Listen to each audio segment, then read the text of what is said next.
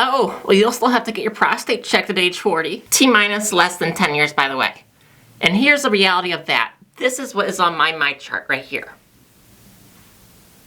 And you know what's really interesting about that? My dad told me my grandfather died at 65 of prostate cancer. I would have been 9, and I didn't know that's what he passed away from. But listen, my dad told me quite literally 2 days after I was in Chicago for my gender reassignment consultation. And I have never in my life seen more impeccable timing than that. And a lot of us trans girlies like to say, oh, testosterone poisoning this, testosterone poisoning that. Well, apparently, in my family, testosterone is literally a killer. Here's the thing though. Do you know what they give patients who have prostate cancer or prostate problems? Do you know what the remedy is? This. It's called spironolactone. Us trans girlies like to call it Spiro, or antihistamines, antibiotics. It is the drug that gets us rid of, it's an androgen receptor. So it gets rid of testosterone in our body to make room for the estrogen we take. Now listen, I have been taking this since I was 25 years old. I am 30 years old. I've been taking this since 2021. I no longer have any testosterone in my body.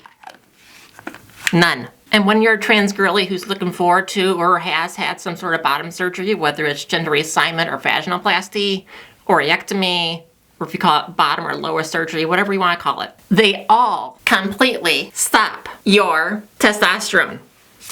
And you'll no longer have to take these. So unless if you're a partner of a trans girl who regularly checks her prostate, wink, wink, nudge, nudge. Which, by the way, surgery or not, taking estrogen in any form, pills, Valirit, patch, gel, whatever you have, shrinks it way the heck down, like way down. And as for that part, I know girls who have shrunken like half of their length. Because unless you're a trans girly or a partner of a trans girly, you should probably keep your mouth shut because you don't know zilch. And here's a couple more fun facts for you.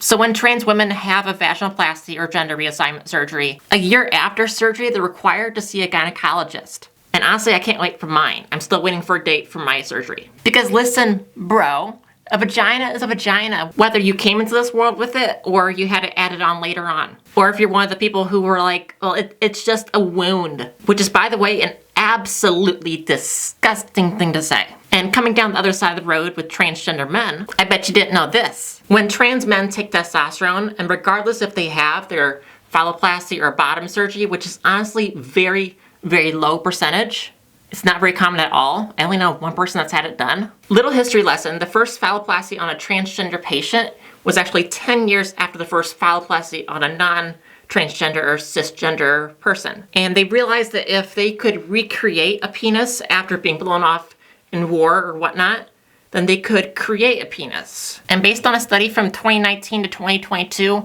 100% of trans men undergoing phalloplasty or gender reassignment surgery, their version, they all demonstrated prostatic metaplasia. This is something that was already there that was not created by surgery. And I'll link the study in the description for you so you can read more into it.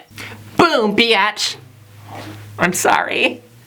I meant my wonderful gals, guys, and everybody in between. Until next time, as always, keep it casually authentic. Love, Andrea. That's the microphone.